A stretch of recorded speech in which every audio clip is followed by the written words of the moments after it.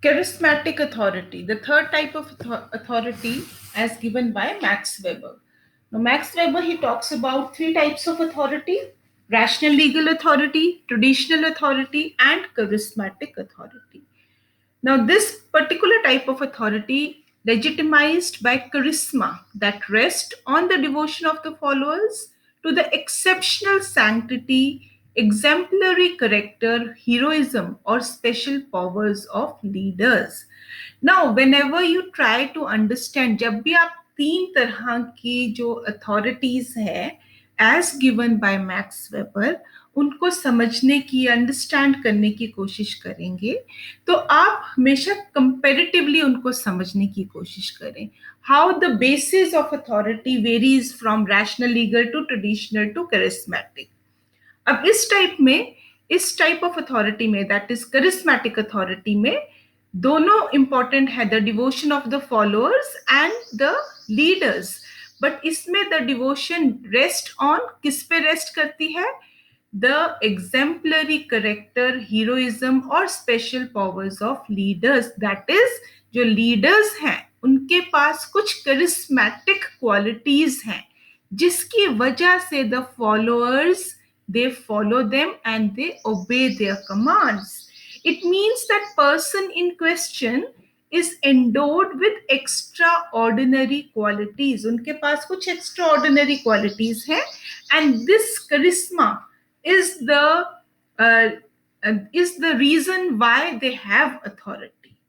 But his sense of charisma is more dependent on the group of disciples and the way they define the leader as charismatic.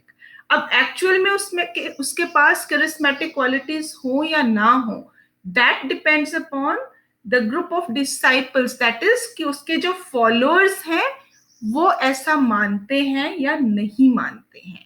अगर followers को लगता है that this particular person has something special, something extraordinary, something exemplary, तो वो उसको उसमें उसकी authority में बिलीव करते हैं. So this authority depends upon that particular thing. For example, the authority in the hands of Shah Rukh Khan or Sachin Tendulkar or Mahatma Gandhi. So these types of authority, these are the examples of charismatic authority.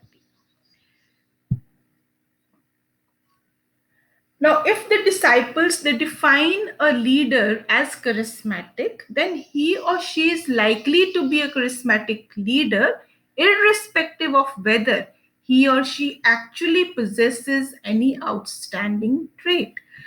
It all depends upon the disciples, that is followers.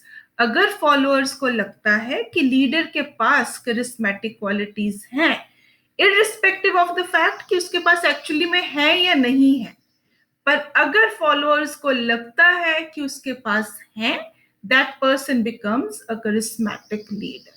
So what is crucial is the process by which such a leader is set apart from ordinary people and treated as if endowed with supernatural, superhuman, or at least exceptional powers or qualities that are not accessible to the ordinary person. तो इस type of authority में सबसे important क्या है? The process. किस process से एक ordinary person is made a charismatic leader.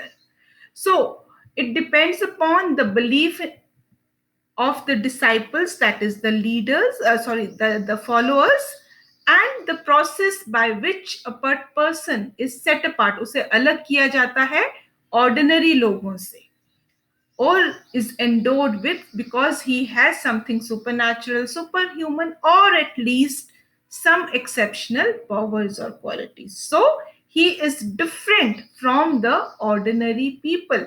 Ordinary person, they don't have those powers which he has, and this is the belief of the followers, and this make person a charismatic leader. So there is no clear hierarchy in this particular type of structure of authority. जो staff है उनको कोई technical training की जरूरत नहीं है, कोई system of appointment और promotions नहीं होता, no formal